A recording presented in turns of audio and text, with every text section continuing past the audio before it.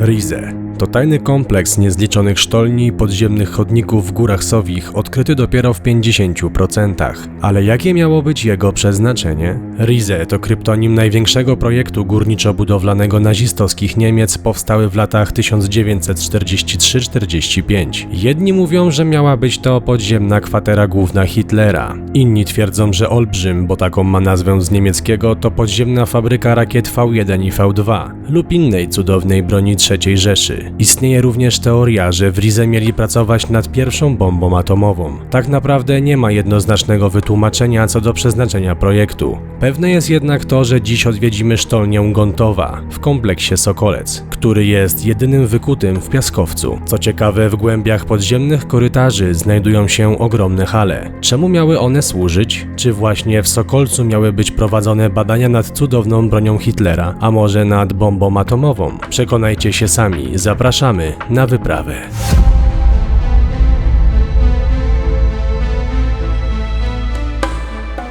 Tajemnicze Rize. Kompleks niezbadany, do którego wracamy. Dlaczego co? Siema, witajcie na następnej wyprawie. Dzisiaj odwiedzimy ogromny kompleks Gontowa, który należy do projektu Rize. Tak jest. Dlatego jest z nami Rafał z kanału Wyprawy Leona, specjalista od Rize, jaskiń, sztolni, więc jesteśmy po bezpiecznej stronie i po merytorycznej również też. Pamiętajcie, że w tym roku lecimy po 1 000 000 subskrypcji, dlatego naciskajcie ten guzik na dole. Wbijamy 1, wychodzimy 2, zaczynamy. Cześć! Wiecie co jest najlepsze? Tam w środku są 2 tematy, 3 nawet.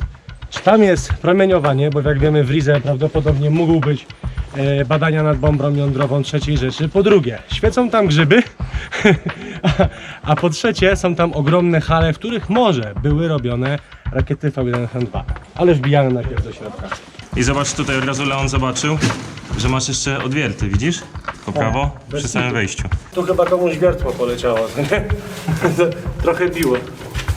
Tu jest następny Masz odwiert. normalnie zaprawę. Aha, bez potem w kitu. tej zaprawie robili odwierty. Tak, bo generalnie całe te sztolnie były robione na zasadzie wybuchów, tak? Tak. Wsadzali ładunek wybuchowy, wystrzeliwali kawałek i potem resztę wyciągali, tak? Rozumiem, że dynamitem to robili. Podejrzewam, że tak, a czy wiesz co, na pewno materiał nie nazywał się wtedy dynamit, tylko to nie była taka silna nazwa materiału wybuchowego, ale był na pewno ładunek wybuchowy. No dobra.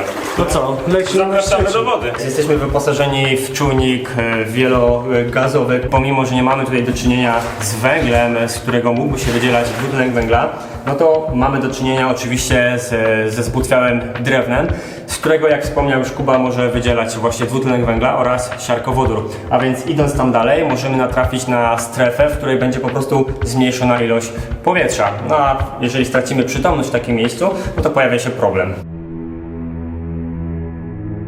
Co najciekawsze, jest to jedyny taki w Rize stworzona sztolnia, tak? Wydrążona, która została wydrążona w piaskowcu. Tutaj jest zawał. Jaki to zbutwiałe jest w ogóle. Kuba rzadko kiedy, ale teraz się wybrał jako pierwszy. I to na górę. Wbijamy wszyscy na górę, ale obczajcie to. Ten cały, nie wiem, może nie urobek, ale to wszystko spadło tutaj i utworzyło taki właśnie przesmyk. Przede wszystkim zobacz, że to jest piaskowiec, więc w połączeniu z wodą, jak teraz mamy mokre buty, to tworzy taką glinkę Tak. klejącą się do Wow. Dobra, ale to już się robi normalnie. Zresztą ta sztolnia, gdzie jesteśmy teraz, jest jedną z większych tak naprawdę, szczególnie te komory. A tu zobacz, tu na pewno ty będziesz, Leon, specjalistą, bo tu widać chyba warstwy skał, co nie? Tak, bo ogólnie sam obiekt nie był wykuty tylko w piaskowcu, tylko ogólnie w skałach osadowych, więc tam wcześniej mogliśmy zobaczyć m.in. Skały, otoczaki, które są przykładowo jakby świadectwem tego, że znajdujemy się na terenach, które kiedyś były pod wodą. Mówimy cały czas o tym Rize, a tak naprawdę pewnie większość z was wie, o co chodzi, ale powiem pokrótce. Rize, inaczej Olbrzym, jeden chyba z największych projektów takich budowlanych, przynajmniej na tym rejonie Gór Sowich, III Rzeszy. Budowa skończyła się mniej więcej w 1945 roku, ale po co to drążyli? Bo wydrążyli naprawdę wiele chodników w całych górach. No tak naprawdę nie wiadomo. Niektórzy mówią, że miała to być kwatera podziemna Hitlera połączona z Zamkiem Książ. Coś w stylu podziemnego Wilczego Szańca, gdzie zresztą byliśmy ostatnio u góry, wam się wyświetla karta do tego filmu. Drudzy mówią, że podziemne hale, gdzie budowali V1, V2, te rakiety, te hale znajdziemy tam dalej. Niektórzy mówią, że produkcja, nie wiem, wilkołaków, Diglocka, czyli tego Wunderwaffe, tej niezwykłej broni i tak dalej.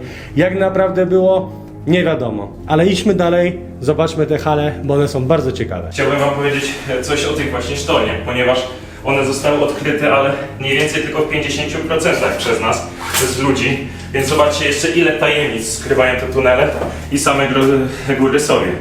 Do budowy właśnie tego wszystkiego byli tutaj zaciągnięci tak naprawdę głównie populacja żydowska, która po 1944, po zlikwidowaniu getta łódzkiego, została przewieziona do obozów Grossrosen, gdzie potem stamtąd zrobili tutaj w Sokolcu taką filię. No i stąd właśnie około 1000 osób codziennie chodziło katorżnicze prace od rana do wieczora, aby powstało to, co teraz mamy i plan Hitlera się ziścił.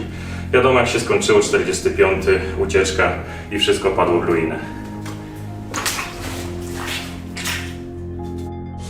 W ogóle mamy rozwidlenie. A, bo my chyba do tych hal dochodzimy pierwszych, tak? Po 60 metrach powinniśmy trafić do tych pierwszych tak zwanych... A właśnie, ale ona, kolory strzałek mają znaczenie? To jest jakaś trasa właśnie, czy... Nie, podejrzewam, że to kto czym dysponował po prostu pod ręką tak oznaczał, nie? Ty, no i co? I czekaj, można powiedzieć, że tutaj doszliśmy do przodka? Tak. Tutaj nie masz telefonu z mapką. No właśnie nie. Jak się okaże, że ta strażnica, że tak powiem, to będzie kawałek dalej. Tak? Możliwe, że tak. Bo jak my szliśmy prosto, to już zapomniałem nazwy, jak powiedziałeś strażnica, to mi tam to wypadło z głowy. Miałeś prosty korytarz, miałeś po dwóch stronach, Aha. a tutaj mamy, no już jakby przodek, a po lewej stronie nie mamy nic. Więc nie wiem, czy to jest ta strażnica. Nic tu dalej nie ma. Więc musimy iść tam. Jak strzał takie były. No to tędy może. Ale nie, to nawet na suficie co to jest? A, pleśń jakaś. Mówię, jakieś albo... A zobaczymy, czy świeci w UFO? To nie są te grzyby właśnie świetne. Nie. Grzyby to normalnie takie grzybowate. A, grzybowa. A, czyli jak grzyb będzie wyglądać. Zgaście A światło. weź to u góry. Tak średnio bym powiedział. Tutaj nade mną ich dużo. Świeci się latarką. Świeci się na fioletowo. Nie, no to po prostu A, tak... jeszcze mam tu latarkę. No. No pleś jak Nie, pleś. no pleś tak pleś. No. Dobra, lecim tam, co nie? Do głównego chodnika. Leon, Roman mówił, że jakiś czas temu jak byliśmy w Soboniu, to później zawaliła się to wejście do sztolni, był obwał i to samo miało miejsce też tutaj. Mam nadzieję, że będziemy mieli jak wyjść. No, miejmy nadzieję, że wyjdziemy tym, którym weszliśmy, albo tym drugim. Albo że potraficie szybko kopać.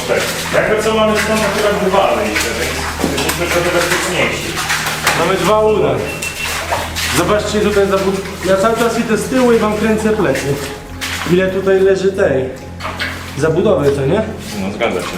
A te tory powinny być gdzieś niedaleko. Tak jak kojarzę z twojego filmu. Ja myślę, że tam w tych dalszych pasach będę pewnie bardziej, gdzie te hale już były, Zobacz, nie? jakie to są ogromne. No jest duży. W porównaniu do Sobonia. Dużo śladów butów tu jest w ogóle. Sądzę, że nie jesteśmy pierwsi. No, na pewno. się tutaj na eksploatację. Znam chociaż jedną osobę, która tu była. Tak. Też takowego znam. Powiedz mi w ogóle, Łukaszenko, jak twoje odczucie, bo ty pierwszy raz jesteś w Rize. Znaczy się, no tak, no. Właśnie głównie dlatego, a pod dużym wrażeniem jestem, a chorowałem tak 3-4 lata, żeby tutaj przyjechać. I co, myślę, że to wygląda tak czy inaczej? Inaczej. Tak czy inaczej. Nie, przeogromne to jest. No to jest duże. Soboń był mniejszy. Czekaj, bo my teraz idziemy do końca i tutaj jest kolejny... To są te hale zaraz, co nie? Do hali jeszcze nie dotarli. To hal jeszcze nie? Jeszcze nie. Aha, bo tu jest przodek. Kolejny. Chodź, zobaczcie, że tu jest jakaś drabina, wiecie? Tak? Tak? A nie, to już są szyny, zobaczcie. A, szyny. No. Masz normalnie kawałeczek. No tak, bo oni na takich szynach urobek wyciągali, tak? Zgadza się. I tutaj pewnie był jakiś zaraz wyjść. A tam można dalej iść. Da się przejść tam? Tak? O. Lecimy. Wbijamy.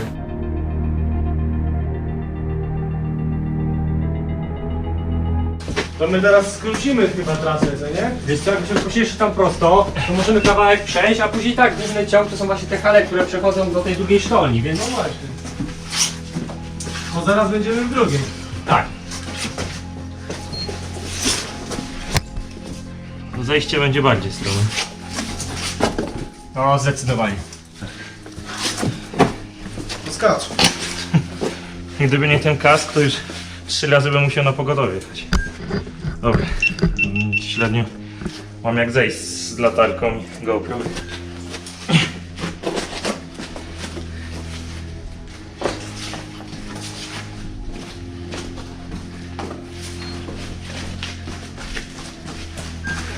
Nie wiem, czy kojarzycie taki film, nie pamiętam jak się nazywał, ale musieli się właśnie wbić do wnętrza ziemi, żeby rzucić takie pianki, które rozdymują powierzchnię, żeby miasto nie spadło.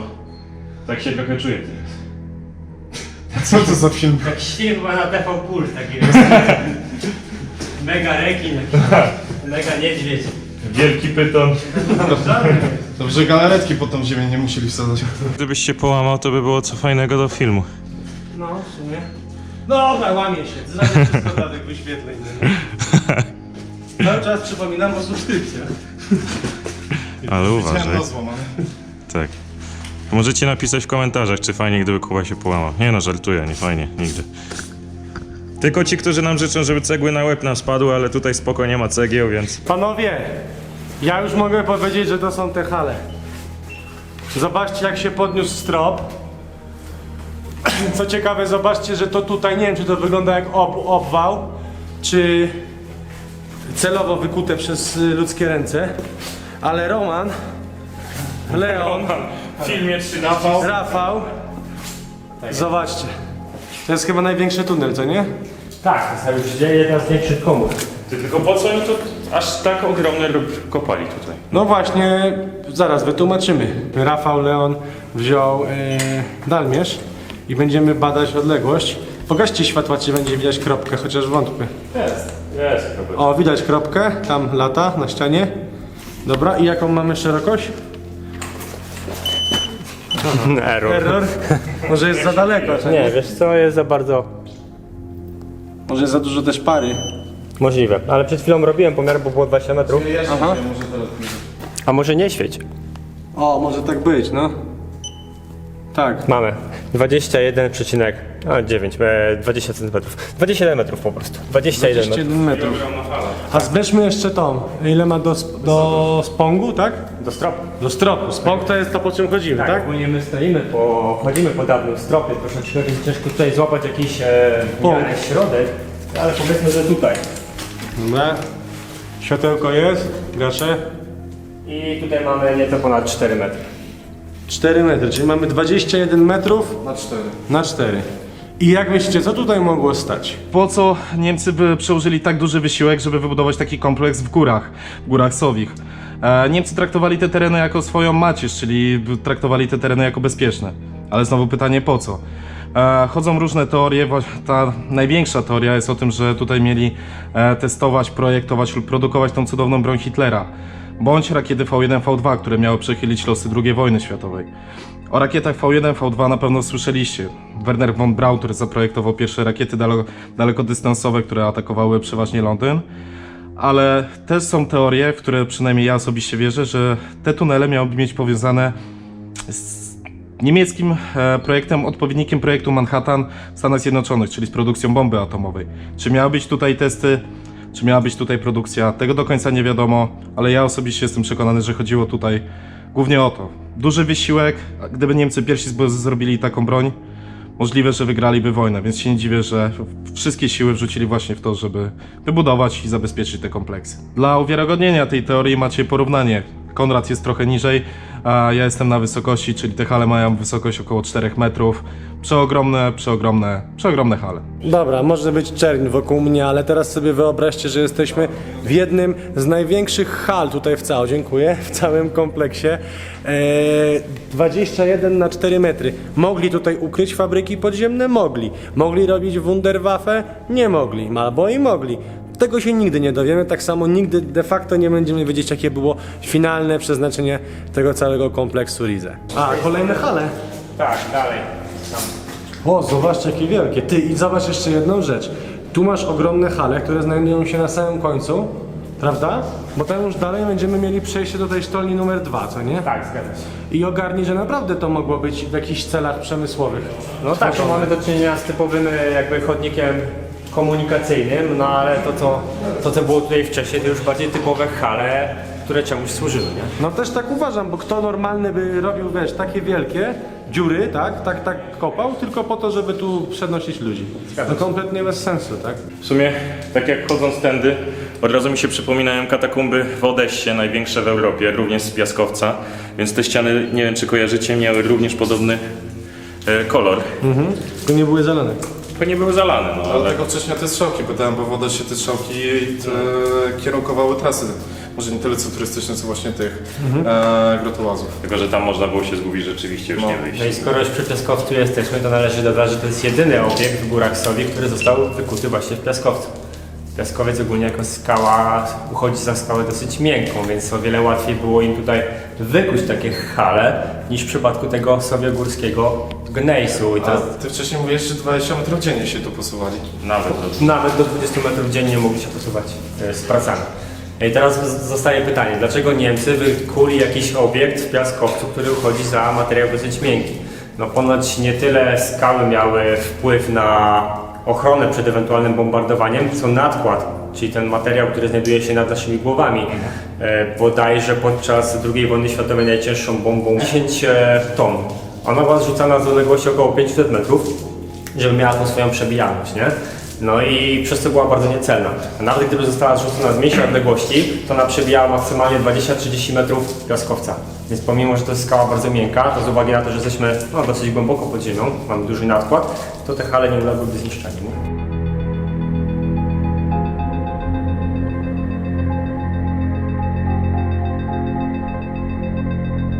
Zobaczcie te wnęgi, które widać na spągu.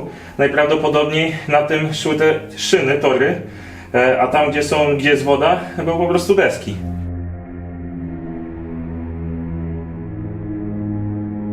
Co to jest na zewnątrz, czy co to jest? Nie, na zewnątrz nie, raczej któryś z korytarzy, nie? Aha.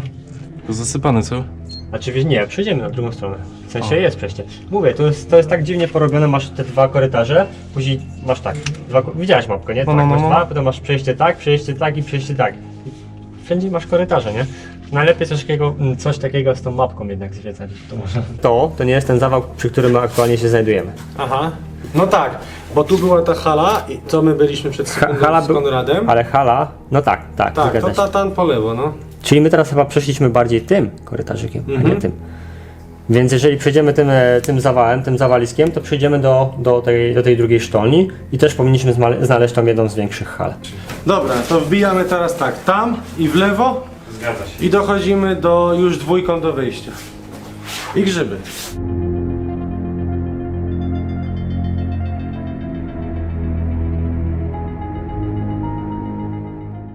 Co, tutaj były tak grzyby na tej obudowie? Nie, ale zobacz, że jest jedyne miejsce. A nie widzę.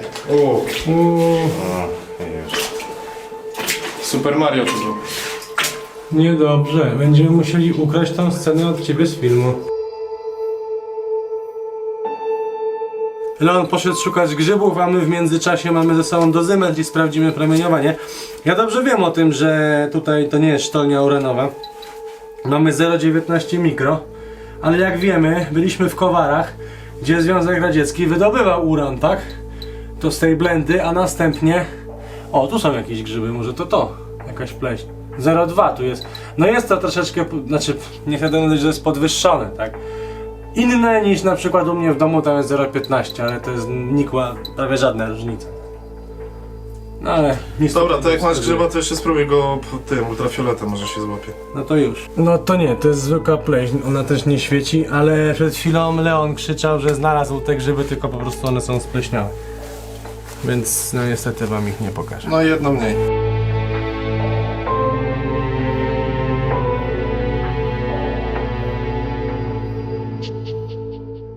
Wyszliśmy ze sztolni, ale słuchajcie, film filmem, ale musimy zabukować sobie hotel. I mówiłem już wam kiedyś o tym, jest taka fajna stronka Letyshops, będzie na zasadzie cashbacku. Na przykład zakładacie sobie tam oczywiście prosto konto w 3 krokach. Na przykład na booking.com macie 3% zwrotu za zarezerwowany hotel. Możecie to zrobić albo przez aplikację, albo możecie to zrobić przez stronę internetową. A co jeszcze ciekawe, że taką macie nakładkę, która wam pokazuje zmiany cen, bo nie tylko Booking, tam jest ponad 1000 sklepów z tego co pamiętam. My z tego rzeczywiście korzystamy, jak dużo kupujecie online, a ostatnio się dużo kupuje online, czy bookujecie hotele, naprawdę warto. Do Letyshops wam link podaję w opisie tego filmu. My jedziemy teraz na drugą miejscówkę, no i co? Będziemy się z wami żegnać, kochani.